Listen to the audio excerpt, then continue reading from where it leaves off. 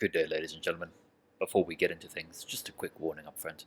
Today's first topic may require more of a visual aid than normal, and without it, it may be a bit confusing to some of you, or all of you. To help with this, we have included a visual aid along with the video version available on YouTube currently. So should you find the audio version insufficient and be confused, as I think we were ourselves, give the video version a try. Other than that, hope you have a good time.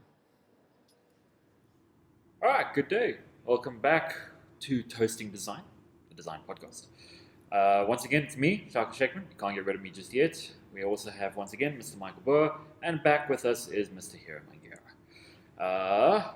Today we are then going to be, at least to start with, going through the levels of design or complexity of design, or how else would you define that? They are just words, and in terms of problem solving, apparently I'm a bit quiet, so I've been moved closer to the microphone. He is pretty much right there in front of the microphone. The rest of us are standing quite far back and comfortable. But based on your suggestions and complaints, we've basically strapped it to his face. Anyway, so yes, we are dealing with your suggestions as best possible if we can do something about it.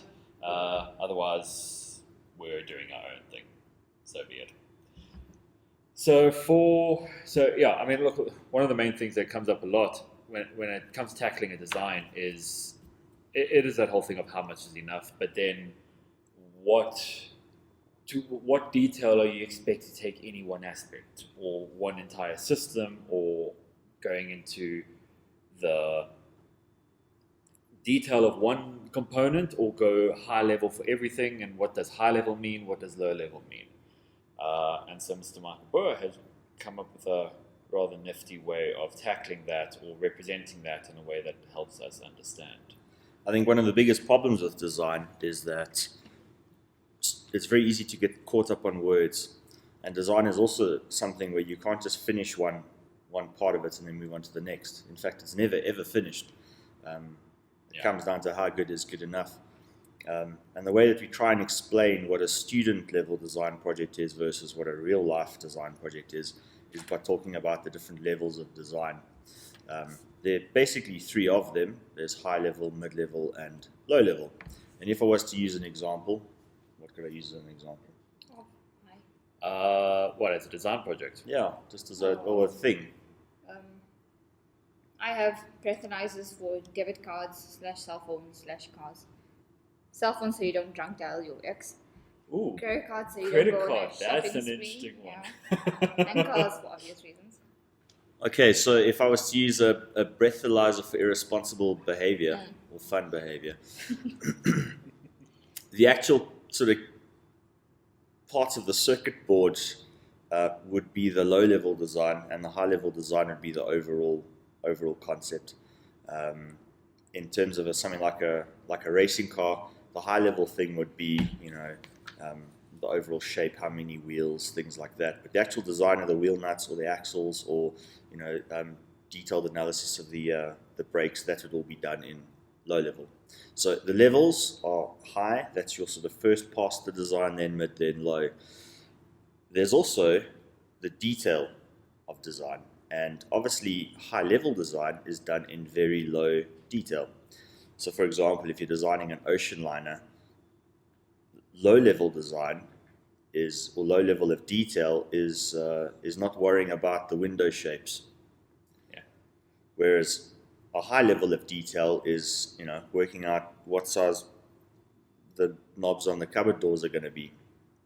And in addition to the detail, which is your position within the design, you've got the complexity of the design. And obviously things are a low level of complexity, a mid or medium, and then a high level of complexity.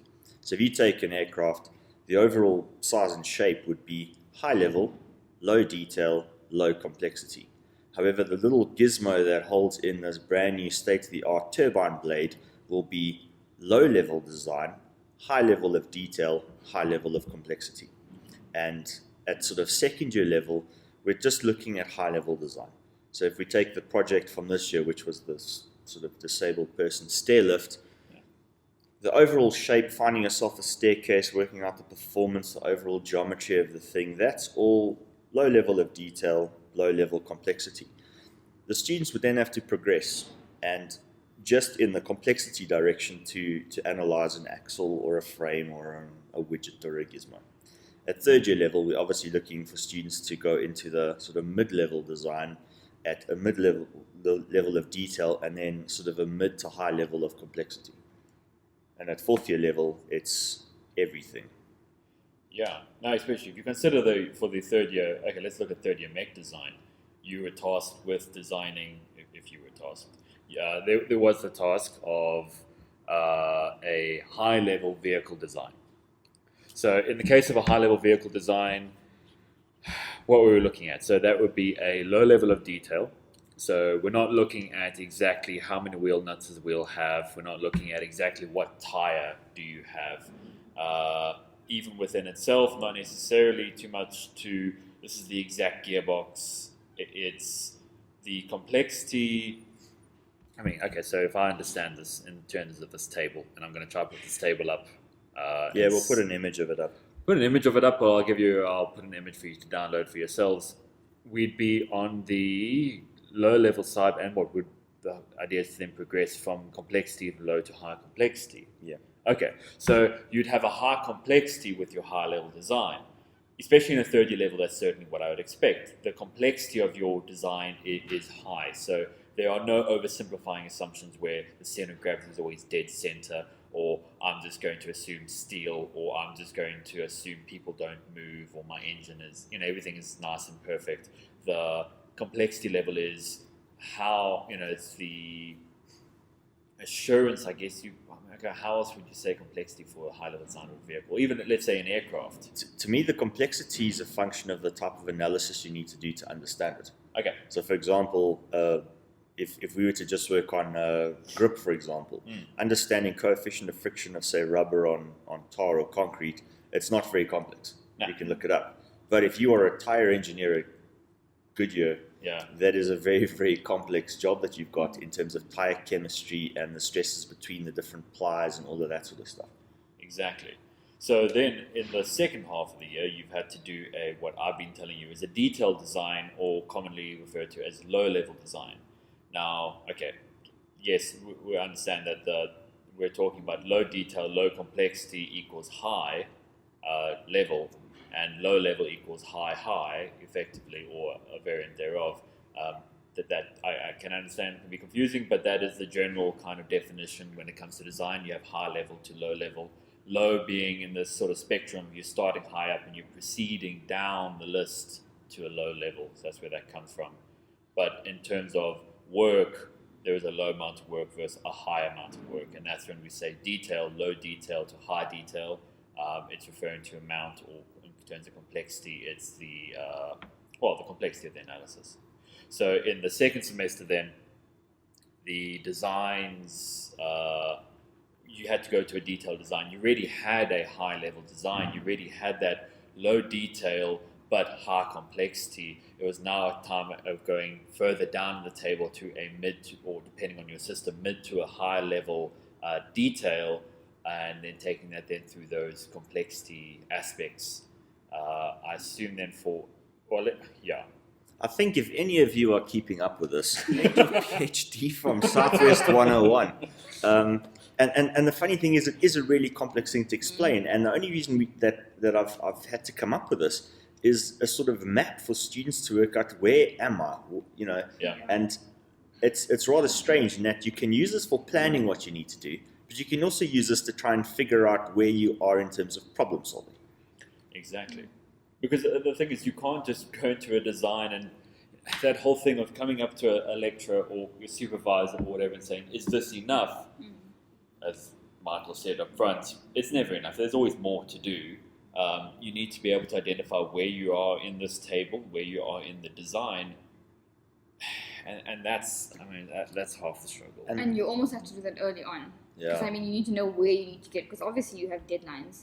It's the real world. And it's basically a game of snakes and ladders, and where you end up sort of riding the snake down and having to start again is, when you discover that there's a better way to solve that problem, or else, oh, holy cow, this problem is not a thing worth doing.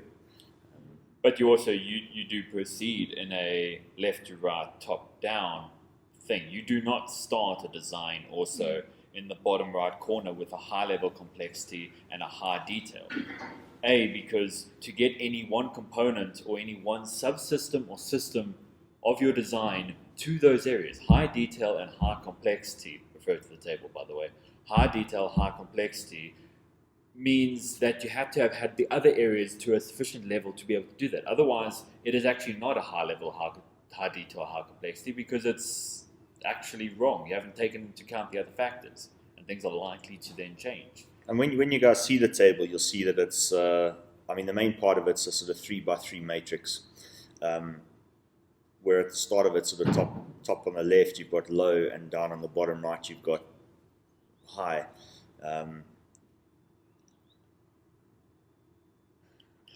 I'll see if I can remove that. No, it's fine. You can just beep in a swear word or something. One thing we need to maybe try and explain to students is it's very easy for the three of us to sit here without a lecture theatre full of students to talk about this stuff. Why do you guys think it is so difficult to explain what design is? And I think I'm just going to start off where in that there isn't a book that tells you how to design stuff like there is a book on fundamentals of fluid mechanics or fundamentals of thermodynamics, where there's just physics. If you understand the physics, you can apply the equations and you can get answers. Design is this fluffy stuff that, well, it is really, I don't know, it's awkward, it's difficult. It's a way of thinking almost. You can't teach people how to, it's communication plus thinking. So it's thinking in steps and then communicating the steps that you took. So every decision you made, it's communicating, I made this decision because of X, Y, Z. And then, is that a valid decision? Yes, no. Yeah, I don't know that you can teach that. It's a difficult thing to teach. And design it's a feature that we should do every single day. And, the three of us teach design, I think, because we love it. And the other thing is, well, I think we'd like to think we're quite good at it. But, when you walk in and you think, flavor of 2-minute noodles, which one am I going to get to treat myself? There's a kind of, there are different concepts there, and there's a evaluation which you do against certain criteria, and then you'll pick. It's the same thing. It's just a way of solving a problem. That's all it is. And if you try to see it as a way of showing off your stress analysis knowledge or your sudden ability to have obtained FEA software, CFD software, you're missing the point of it. Yeah. And before you counter and say, oh yeah, there are textbooks on design. Yes, there are. There are textbooks that will go through and give you a design methodology. But beyond, for the most case of this is a way to start it, there is. Every design is going to be different. Every design is going to have its own unique flavor, its own unique way of how you're going to progress through the table of detail and complexity. And unfortunately, it's not something where we can give you the set fast rule. If you do this, then you have this. If you have this design, if your design is to block all sunlight to Cape Town, there's no definitive where you'll be able to open that book and that book will tell you, fine, you're now doing a high level detailed design with a very high complexity. It's not defined in that way necessarily. And there's no worked examples. And there's not going to be worked examples. Your other courses have worked examples because that's a nice way of getting your head around how you apply that equation set or that approach to, or using those equations or those analysis methods. Now you know how to use them.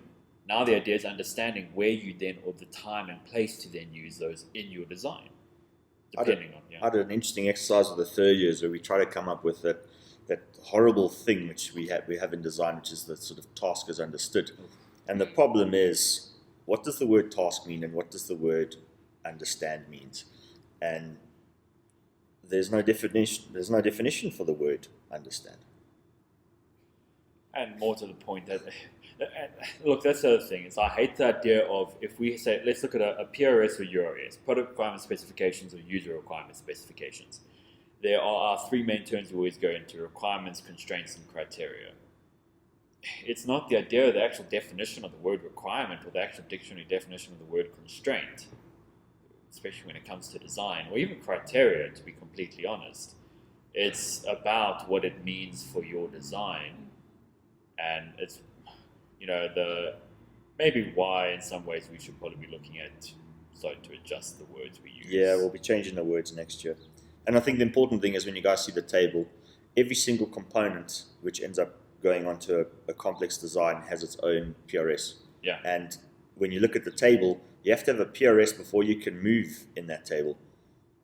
Yeah. And that's the scary thing. And how do you end up with a PRS? You have to break something down, you have to understand it, you have to work out exactly what needs to be solved. Yeah. And if you don't do that properly, you can work your way all the way through the table and end up with a lemon-flavored plastic aeroplane that no one wants to buy. Exactly. Should we go through one of the examples? We've basically drawn up a couple of examples for ourselves now, and then we're going to take it. The idea is to take it to the table. This is a final example, a little more specifically focusing on one area.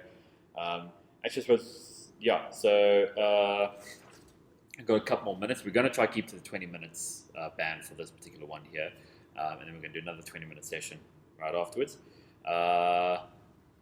Okay, so topics I've got, basically it would be a suspension design. There is a transport people from low Earth orbit to the moon, and then block all sunlight to Cape Town.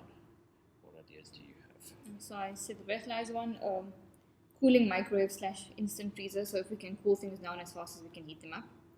Or a mouth guard that can detect concussions for rugby players. All right, so if we did the mouth guard, in terms of detail, where would we put? I mean, okay, instinctively, I would say that is a low-level design. Yeah. But why is that a low-level design?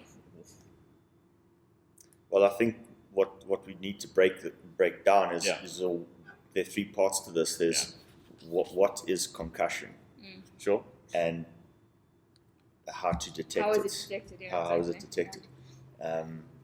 And we have to be very careful that we don't want to turn this into a sort of human body based project, because, well, as mech era industrial engineers, we really have got no idea about that sort of stuff. So it's going to be about things like I don't know, acceleration, and then different materials and different kinds of sensors and things like that. in other words, we're identifying the problem, because if you don't have the problem, you don't have a purpose or a reason, and then you're lost. Yeah. And we need the problem to be able to identify PRS. So, Right, so if I just jump into that mythical thing we said we weren't going to do, which is, it's not really concepts. No. But I always think is, well, and I keep telling students, all you need is a first year physics textbook. Yeah. So if we just take what's in a physics textbook or what's in the first year curriculum, or what you finish high school with, what can you use to detect a force or an acceleration?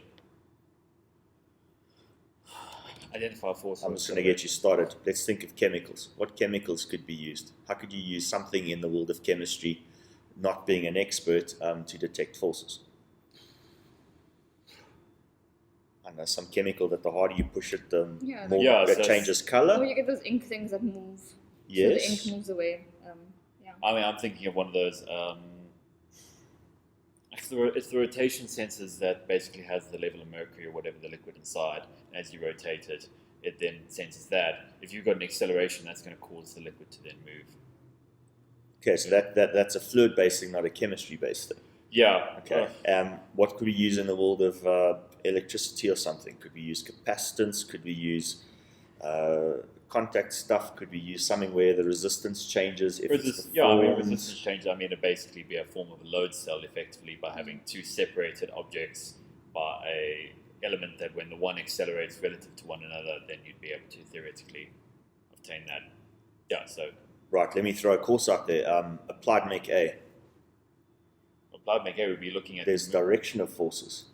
So the false concussion could come from a variety of different different directions. But you could sense it using torsion, or compression, or tension, or bending. Yeah.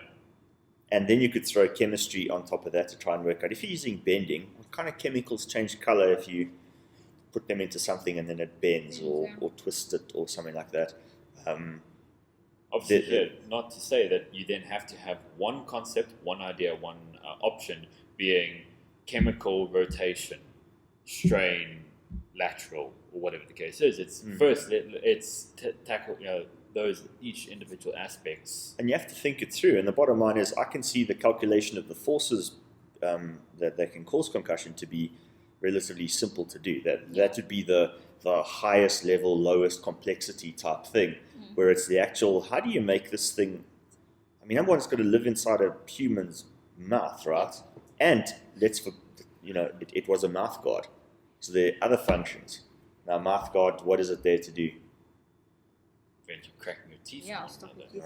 Yeah, but I mean, it focuses on teeth, but there are other parts of your face that maybe if you change what a mouth guard actually does, sure, you could, not only prevent concussion, you could sense hydration levels or stress levels, or give the coach feedback on which little shit should run faster or kick harder or something. Well, yes. I mean, at some point you're making the design do far more than it needs to be. You're putting this thing into your mouth and suddenly gives you an entire bio reading and exactly, yeah, drug testing mid-game. So however, what if there's a strong correlation between player exhaustion and dehydration level versus the dangerousness of the tackle? But then it comes down to the problem. So are you preempting, let's stop concussions occurring by being able to preempt it in the first place, or it's going to happen, the guys are bloody idiots, let's let it happen. That's right. I mean, what if you ended up with a mouth guard that basically buzzed if it sensed from all the other player mouth guards that the tackle that's coming in your direction in 3 seconds time is going to end your career, you should just pass the ball or something. Exactly. So, and in all of these, I mean, if you keep thinking through the kind of ways that you'd be analyzing this or determining this, the complexity level is still fundamentally low. Yes. There's nothing really detailed or complex about that analysis. Look, I mean, you might think it's complex, but it's not. Fundamentally, no, it's not. Okay. So if we then went as then an alternative, take people from low Earth orbit to the moon. As a design, at least certainly what we'd be expecting at an undergrad level, that I'd say then end up being a high-level design. Because when you start getting down to the amount of detail that you're going to be able to put into this design, it's going to be on the lower side of things. But in terms of the complexity of your analysis, take all the other various factors. It's not now just detecting a direction of a force and how you're going to measure that force. Now there's gravitational constants, there's Lagrange points, there's orbital mechanics, there is now the fact you're going from one orbital body to another orbital body. You're going through various levels of atmospheric content. Low Earth orbit, there is still atmosphere. To then around another body and slowing down fuel limits, taking into account how people are going to stay alive, the complexity goes up substantially. They should also have mouth guards, though. Well, obviously, they're going to have mouth guards, and that other design is then going to help people be able to read. Are they getting concussions as you do a 30G deceleration to slow down around the moon? But yeah. All right, I think that then tackles that particular topic. Let us know if you think that helped or if that has confused you further. If it has confused you further, ignore it. If it hasn't, go with it. Or if it has, tell us why. And then maybe we'll look into trying this once more with a different example, or knowing what's confused you, then being able to try it otherwise. And it really helps when we are trying to explain this stuff in class to sort of interact with us. Oh yeah, hell yeah. Okay, so we're going to stop this one for now, and then we're going to do another one on a different topic entirely. Let's see if we can get this one down to 20 minutes.